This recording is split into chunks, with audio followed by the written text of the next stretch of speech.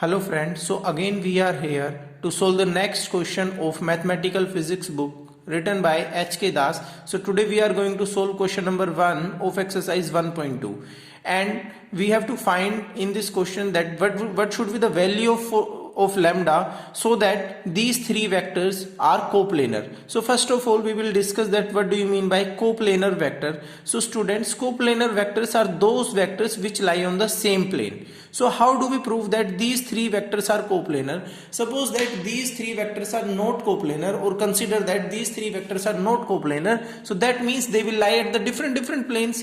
So in the same way as three vectors or three edges of a parallelopiped lie. So if you are having any query regarding parallelopiped, then you can go to see my first video on this channel.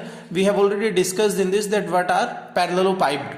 Okay, so how to prove that these three vectors are coplanar. So suppose that these three vectors are not coplanars and we are taking them as the edges of the parallelopiped. So we know that what will be the volume of the parallelopiped, and the formula for the volume of the parallelopiped is A vector dot B cross C vector, where A vector, B vector and C vector are the edges of the parallelopiped. So students, if we prove that the volume of this parallelopiped, as we are considering these three vectors as the edges of the parallelopiped, if we prove that this product of these three vectors is equal to 0, that means they are forming a parallelopiped with having volume 0. So if volume will be 0, that means these three vectors will lie on the same plane. If they will lie on the same plane, then we can say that these are coplanars.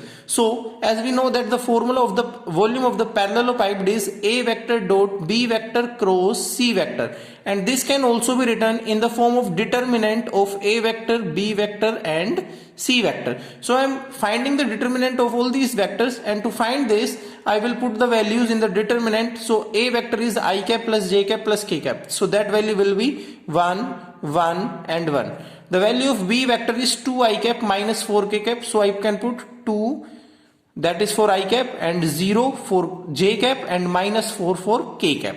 Now next is I cap is 1, lambda is for j cap, and then 3 is for k cap.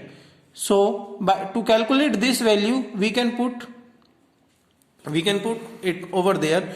We can find the value in the bracket of 1. I will cut this whole column and this whole row, and value will be 0, minus and minus. Minus 4 into lambda will change into plus 4 lambda, then again minus 1, bracket start, this whole column will cut, this whole row will cut, then 3 2 ja 6, minus again will be plus, and 4. Next plus 1, bracket start, this whole column will cut, this whole row will cut, 2 into lambda and minus 0.